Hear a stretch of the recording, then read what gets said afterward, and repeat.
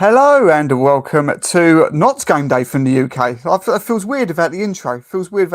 Notts Game Day from the UK. We are here tonight for our live trade deadline special. Here we are, just 30 minutes to go. We're doing this instead of tonight's game against the New Orleans Pelicans. We might touch on that at the end, but there's far more pressing things to be talking about tonight. First of all, let's introduce the cast. Ollie Rahimi, how are you, sir? Yeah, I'm good, mate. Thank you. Lots of breaking news everywhere, so It's going to be busy. tough tonight. It's going to be tough. I've got sort of my phone on my side. I've got trying to keep banners up to date. It's going to be tough, but we'll do our best. Glenn Smith, how are you? I'm doing well, hoping you can hear me. We always have that problem, don't we? Hear you loud and clear, my friend. Yes, Perfect. very Lovely good. Well to be done. here. Very unlike Glenn. Yes, well done, mate. Good start. And John Jablonka, how are you, sir? Yeah, I'm doing great, thanks. Good stuff. Well, guys, we are obviously going to talk some Heat stuff. But first of all, big baking news just half an hour or so ago. James Harden has gone to the Sixers, Ben Simmons to the Nets, along with Millsap goes to Philadelphia as well. But over to the Brooklyn Nets, we have Ben Simmons, 2 first-round picks, and Seth Curry. A blockbuster trade without a doubt. We have to talk about it, obviously. For me, I'll get all of your opinions, but for me, this is a win-win on both senses. I feel like the Sixers and the Nets will be very happy with their business. I think both teams have got better. I'll give you my take on who I think. You've probably read anyway, but I'll give you my take on who I think has just edged the trade. But first of all, let's start with you, Ollie. What do you think? Who's won this trade, if any? Or is this just perfect 50-50 split, a win-win scenario?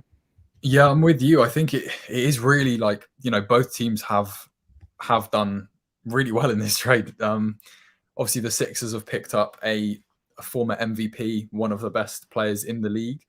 And the Nets have picked up a player from the Sixers who we all know how much potential Ben Simmons has. Obviously his shooting is questionable, but playmaking, speed, athleticism, it's all there.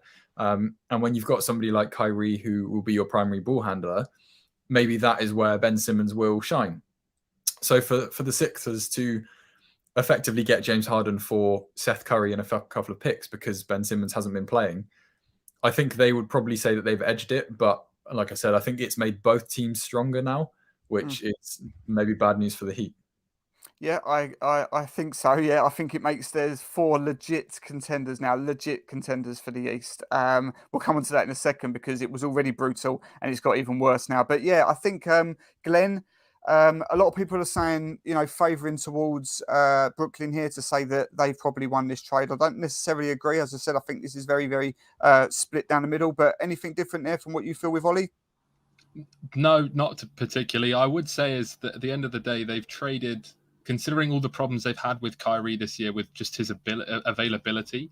I don't see that changing again now. I don't think that COVID restrictions are going to get harsher in the States. I don't see that getting worse. But you've traded the guy with better chemistry. You've traded the guy who's been there and doing bits all season despite injuries and stuff like that. So I don't know. For me, that kind of tips the favor in Philadelphia's corner, but then it comes right back because Ben Simmons not played a second in a Philadelphia uniform all season. So, yeah, it just makes sense for both teams, to be honest. Yeah, 100%. It's a blockbuster trade, as we say. What do you think, John? I mean, James Harden, very high usage player. We know that with KD and Kyrie, although it being, 3 top 15 players, on the same roster. Do you think that it makes them more rounded now, having an elite defensive presence in Ben Simmons on their team to let now KD and Kyrie go and do their thing? Do you think that overall they're a better rounded team now? Yeah, I think Brooklyn came out on top. I'm looking back like before that actual Harden trade. There were contenders back then, and I think they're a much better team than they were before Harden. They still got Patty Mills. Now they have Curry with the shooting. And now with the Harden out, there won't be that locker room chemistry that's been going on around this year. And so as long as Kyrie can come back and not be a part and play, I think they will win the trade. I think the only win Philly has is by default that they didn't have Ben Simmons play. So by any anything that Harden gives them is a win for them. Yeah, I think that this is it. I mean, I think the reason why that's my brother, by the way, in the comments, he's very happy to see Ben Simmons off of his team and James Harden on. I think that the reason why I'm just edging this towards Philly, and look, as I said, Brooklyn would be delighted because they picked up a great player, and they've got a couple of first round picks there. And let's not forget, no one's talking about it, but Seth Curry is legit. He's a legit player, and they've now got they're a better team. I think that Brooklyn are a better team, so they will be smiling all the way tonight. But I think that Philadelphia, currently sitting 2 games, might be 2.5 games back from first seed in the East, without Ben Simmons playing a single minute this season, they're already a very strong team. So the fact that they've kept Maxey and Thibault, 2 of their best young defensive players, now adding James Harden into that, they are a force. Embiid and Harden will be ridiculous. I think ridiculous. I think that now makes them the favourites for the East. But as I say, Brooklyn will this. As I said, it was a no lose scenario for either team. I think that Philly can sort of hold their heads high a little bit here because Morey was getting a lot of stick here of what they're going to do with him. They're going to end up having to dump him. They've held tight to the deadline, and half an hour before they get to the deadline, they end up with James Harden. That gave them a lot of leverage. So, big win for them. Let's just quickly go around then. Ollie, as we say, Philadelphia, Brooklyn, Miami, of course, and Milwaukee. Let's not forget who have made a trade as well. We'll come to that in a second. 4 beast teams there fighting for the 1 seed. It was already tight, wasn't it? Do we see anybody here as now a clear favourite? I think it is probably Philly now, to be honest. It pains me to say it, but they now have 2 of the top 10 players in the league. Let's not forget as well, Embiid is playing MVP level basketball, the best basketball of his career. For me anyway, I think Embiid is top 3 in MVP sort of candidacy this year. So to add James Harden to that, I think they should be the favourites, and they've got nice pieces around as well. They've managed to keep hold of Tobias Harris, haven't they? I think. Yeah, they kept hold of Tobias. Yep. So yeah, they've got good pieces around now, and I think for them keeping Maxey and Matisse Thybulle, that's big parts of their sort of their squad as well. So I think Philly are now the favourites. Unfortunately, Brooklyn, as we said, have got better because they've just about got better. I think Seth Curry shooting, as we touched upon, is going to be really important for them when you've got primary ball handlers like Kyrie and Ben Simmons and even KD when he's back. The Bucks have got better with Serge Ibaka. And it's the Heat. We've been number 1 seed. We'll just wait and see if anything happens with us. Yeah, we'll see. We'll come on to it in a second. A little bit of breaking news as we're doing this. We're doing this live.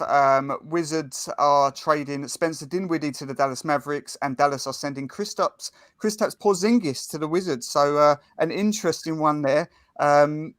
Not really sure what Washington are doing. It looks like maybe tank mode now, perhaps, because getting rid of Dinwiddie. They've also got rid of Montrezl Harrell to Charlotte. That was just a few minutes before we come on. Not too keen on anybody taking on Kristaps Porzingis contracts, which seems a bit horrific. So interesting one there. Come on to that second. But Glenn, let's just come on to the Bucks very quickly before we get onto some Heat stuff. They've got Serge Ibaka. Serge, good player, but maybe not been a good player. Well, that's harsh. He is a good player, but not been fit or healthy for best part of a year now. It's what they need, Milwaukee. They needed that big. They've got that big. If they can get some production out of Serge, that's a big pickup for them. I think Serge Ibaka, as a historic player, has a lot of memories in our minds, again, from the days when we played the Thunder in the finals. I do think he's well and truly past his best. I think he's at that the Luol Deng stage in his career, where he's still around, he's still kicking. And the fact that, by the way, sorry, on a complete off thing, the fact that Luol Deng is still making money is from an NBA contract is a complete and utter joke.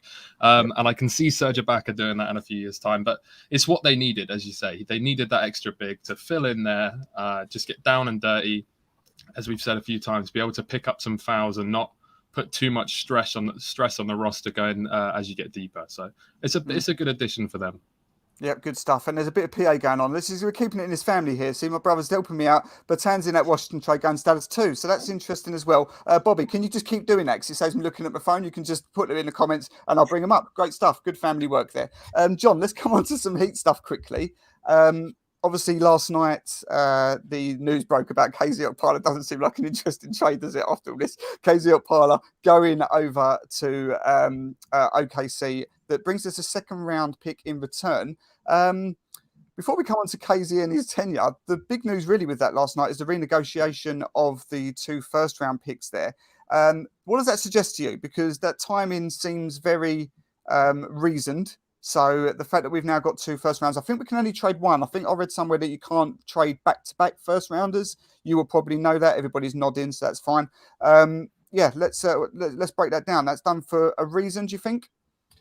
Yeah, that opens up more opportunities with Duncan.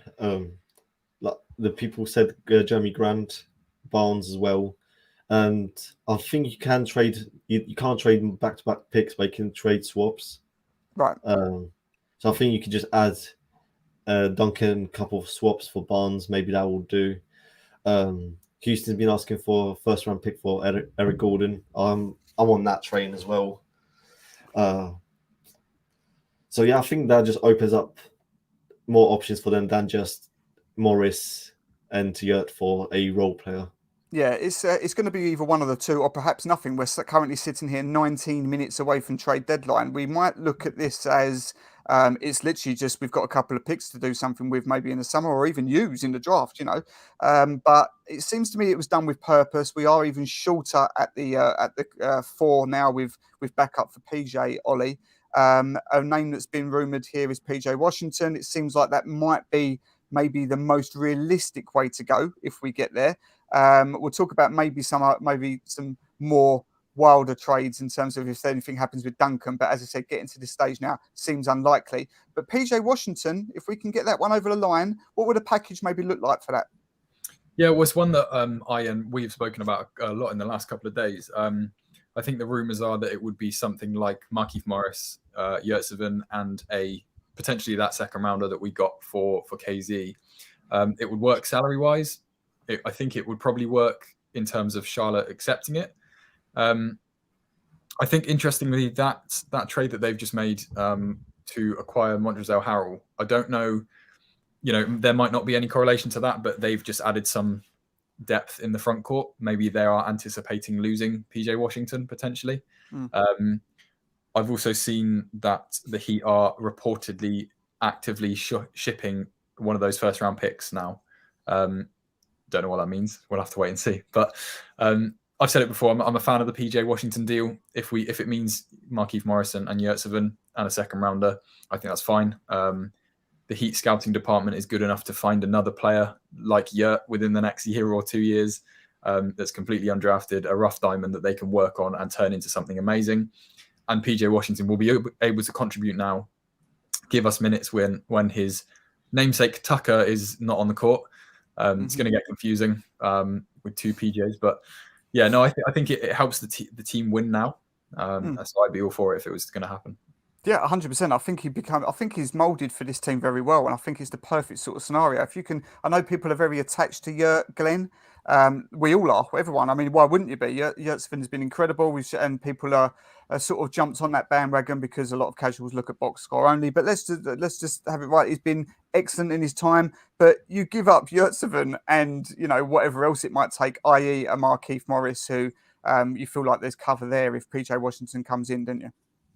I think so. And again, as we've alluded to just there, the Heat have an incredible scouting history of being able to find these players. And I think the key thing that we've done is that if you look at the guys who were looking to package up, Morris, for example, in terms of getting rid of KZ, that's huge for our trading ability, because I think it's called the Stepien rule, meant that because all of our picks were protected in the trade with OKC, having moved that back from 2023 to 2026 means that we can do stuff with both our 22, 23, 24 picks, because you're not allowed to do anything with 2 picks in a row, as we said. So because of the fact they were trade protected, it meant that with that looming over possibly going until 2026, we couldn't actually do anything with any of those picks. We couldn't move them at all because we didn't know which year that was going to head towards OKC's way. So the fact that we've got rid of KZ, we're going to possibly get rid of Morris as well. we're freeing up a lot of roster room to be able to bring in players and just be able to give ourselves the ability to make deals when it comes down to, well, we got 15 minutes left. Whether something happens or not is we'll see. But yeah, as you say, we take those guys, get rid of them if we need to give ourselves a solid run this year and start competing with those guys who've made trades. Yep. Go on, Ollie. You want to say something? Yeah, I think there's 15 minutes left, but I'm not. I don't think it will just be done in 15 minutes. I think we saw it last year. Trades still happen. Stuff just gets announced later. Yeah. So it'll be interesting to see what happens in the next few hours.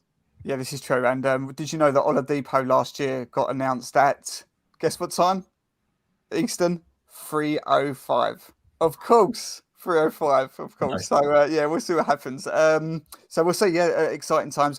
John, let's get a little bit wild for a minute. As I said, we know time is ticking, very much so. But let's just say there was a package put together of, say, Duncan Robinson, one of those firsts maybe, Markieff Morris, Omer Yurtseven for a Harrison Barnes with Sacramento, who seemed to be resetting again. Jeremy, who was the other player in the Pistons? Grant. Let's just say something like that came along. Would you pull the trigger or would you sit tight? I'll pull the trigger for Barnes. I feel he fits much better than Grant and is a much better player than Duncan and all the other pieces combined. I think that trade makes more sense than the Grant one because I just don't see where would you even put Grant in the first place? Yeah. Would he be a backup? But then he also been saying that he wants to be a number one option. So you might get an unhappy Grant off the bench, and that could just ruin more chemistry issues. I've said on Twitter, unless the guy is a solidified all-star, you should take fit and chemistry more into consideration. Yeah, it's a really interesting one because he is potentially a needle mover. I mean, Giancarlo Neves will be very happy with that answer. He is well and truly on that bus from the Miami Heat beat. I would really, really think hard about it. Ollie, what do you think? Would you give up? Basically, ignore the pieces because the pieces are irrelevant. It's basically would you trade Duncan for Harrison Barnes? Yeah, I think I would, to be honest. Obviously, Duncan's shot at an elite level for the last couple of years. But as John said, I think fit is perfect for Harrison Barnes. I could see his role on this team being very similar to the role that he had on the Warriors team when they were so successful. He would be probably your third or fourth option scorer. But he would just be a space guy. I think he is an elite shooter. He's good defensively. He's got a lot of facets to his game. So yeah, I think sort of forgetting about all the little pieces, adding on the picks and salary fillers and stuff like that. I think Duncan for Harrison Barnes, I think it does move the needle for the Heat. So yeah, I'd pull the trigger. Yeah, I think that is it. I think it does move the needle enough. I think it is something with a ready-made replacement, maybe there with Max sitting there, who's been sensational this year. I would be disappointed in a way because I feel like this team doesn't need to do it. But I feel like if that opportunity arises, yeah, if it came to that, Duncan plus whatever the fillers are, yeah, I think you'd have to do it. But probably not going to happen now as we look at just 12 minutes to go. Glenn, one other move that hasn't happened yet, but looks like it's going to happen, obviously with that open roster spot, now 2 open roster spots, it's allowed the fact for Caleb Martin to sign a full-fledged NBA contract with the Miami Heat. And that is great news, isn't it? 2 words.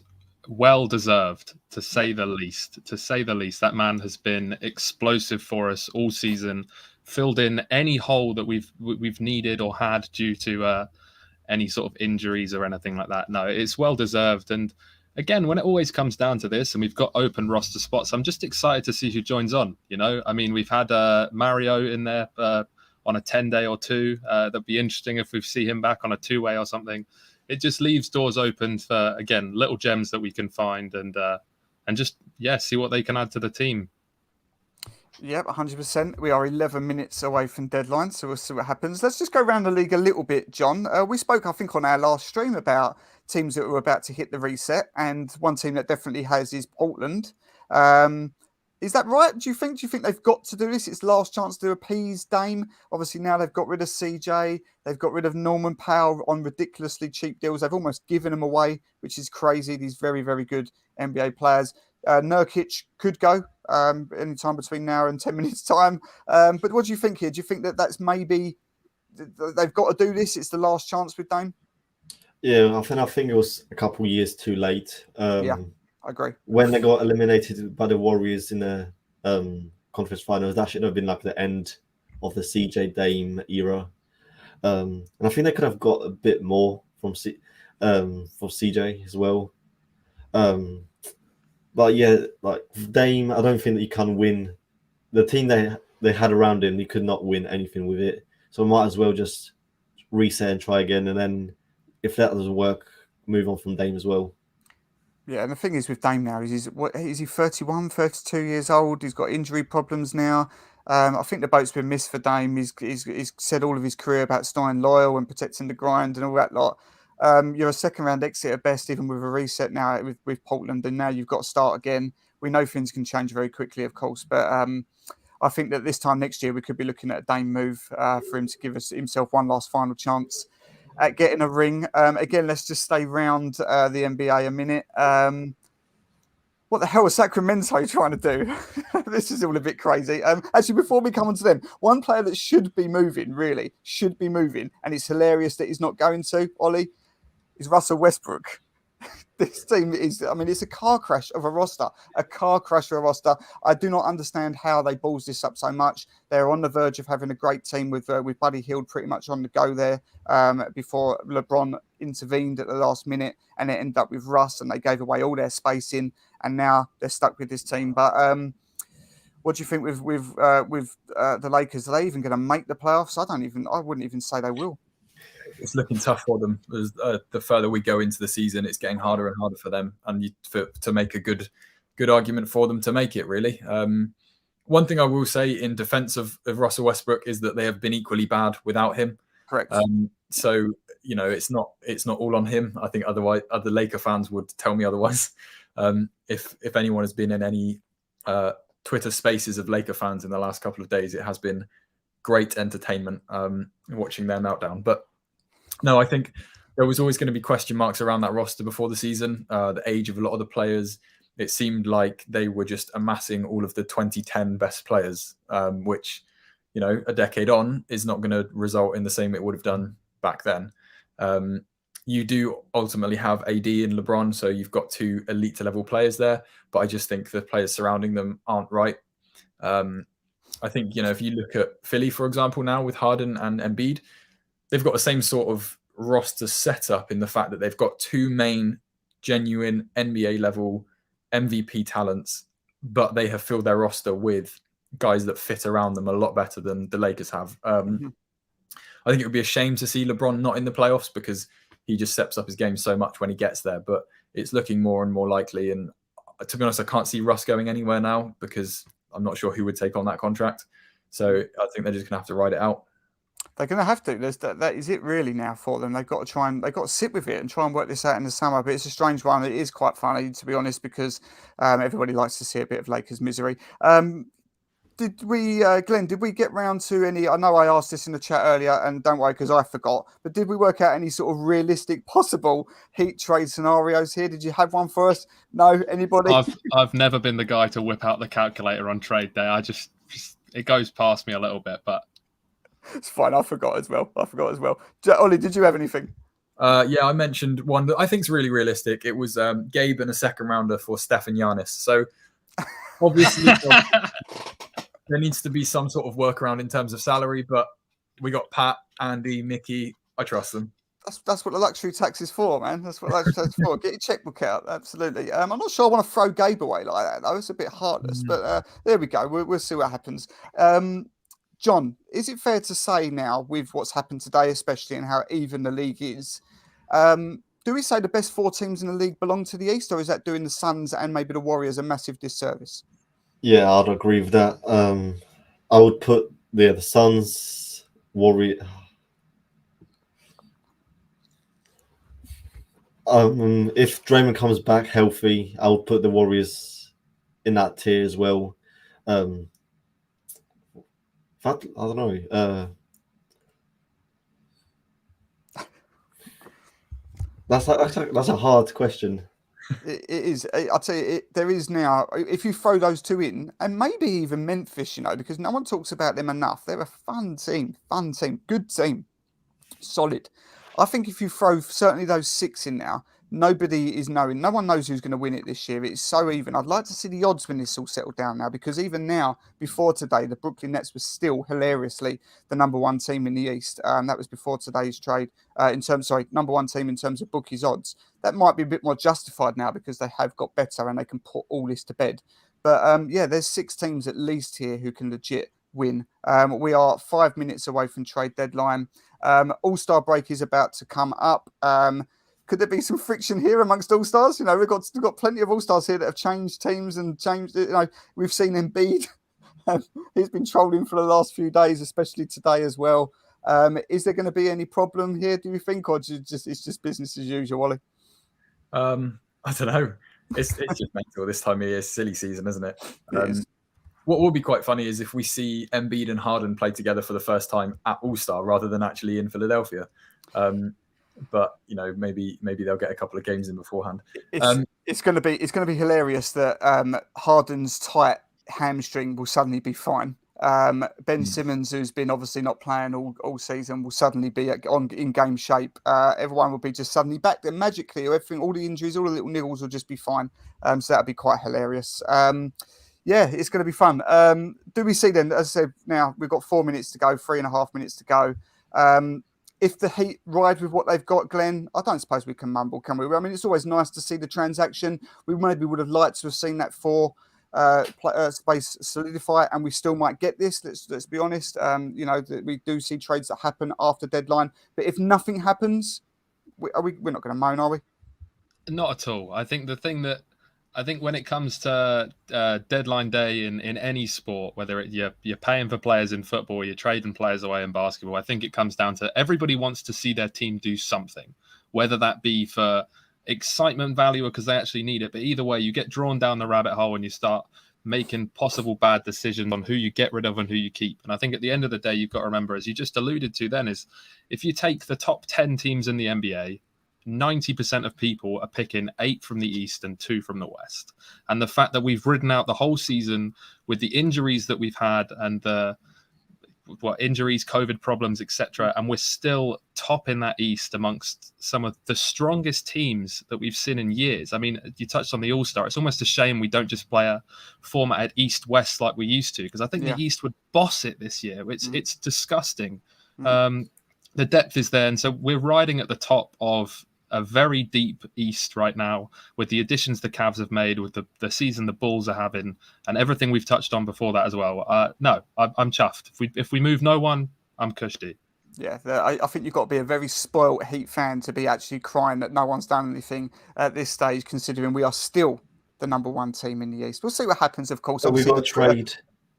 We've got a trade. We got a trade. Chris Haynes says Toronto's trading Chris Boucher, Malachi Flynn to Houston for Eric Gordon, Daniel Feast, and second-round pick. Wow, that's good for Toronto. I think that's good for Toronto. I like that. They needed a centre. I think that's a good deal. And Toronto are a good team. I've said it before. Their starting five is solid.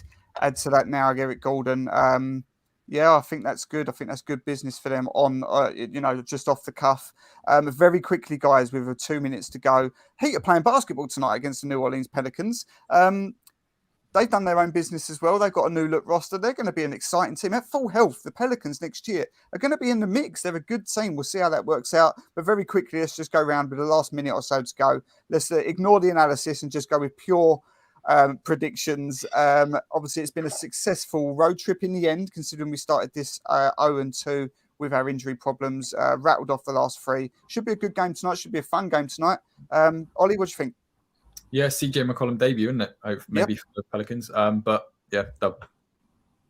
Yep. Bye. 10. 10. Yeah. 10. Yeah, it's fine. Glenn, what do you think? Call it. It's going to be a dub, but I'll call it a little bit lower, 5 or 6.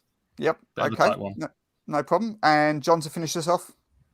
Win by 12. Win by 12. Wow. It's going to be the post deadline game, so it's a Duncan game. Like it. That is so true. Yes, thank you. He went off, didn't he, last year after all the deadlines went. One day Duncan's just going to get to put his feet up, isn't he, on trade deadline? He's always getting thrown in. But yeah, good point, John. Good point. I'll follow that now. You've bumped me up. I was going to say Heat by 4 or 5. I'm going to go by Heat by 14, 15 now. Good point. Let's just see what Bobby's saying here. I think we've been beating you to it, mate. Houston is trading Dan Fitz to the Celtics. Sorry, we haven't been. Yep, league changing. Yep. So Daniel Tice is back to the Celtics. That's interesting. We will, of course, see a lot more rollout as deadline has now hit. We are 8 o'clock. Feel like I should have some super graphic banner that's come up, but I don't because we're budget. Thanks, Ollie. That'll do. But yeah, the deadline is closed. We will see how everything rolls up, including maybe some Miami Heat stuff. We like announcing it sort of 5 minutes later for that 305 theory. What's the matter, John? I got. You got. The Chris Haynes apparently is fake. No. It's that type of year, man. It's that time of year. Don't worry about it. It gets us all at some point. I mean, you've got Ollie spouting Giannis and Steph trade rumors over there. Like, I don't know what's happening. We've all been done by him. We've all been done. I actually bolted up in bed the other day when I opened my phone and saw that there was a graphic saying Simmons to the Bulls. And I jumped up going, how has that just worked? And then realised it was a fake account. So we've all been done, mate. Don't worry. There we go. Finally here from Bobby. Thanks for your help tonight, Bobby. Dennis Schroeder the other way for the Rockets. So it's Daniel Tice to the Celtics and Schroeder the other way to the Rockets. So interesting. Hasn't really worked out for Schroeder, has it? But anyway, there we go. Guys, follow us tonight for the in-game comms, as always. A 12:30 tip. Follow us at Miami Heat UK. We will be there following along. Let's hope we end this very successful road trip well, and then we'll come back home for a couple. We'll see you next week. Until then, have a good time. Until then, enjoy the game. Let's see if we can get some trades, and we'll react to them on Twitter, as always. Thanks for following.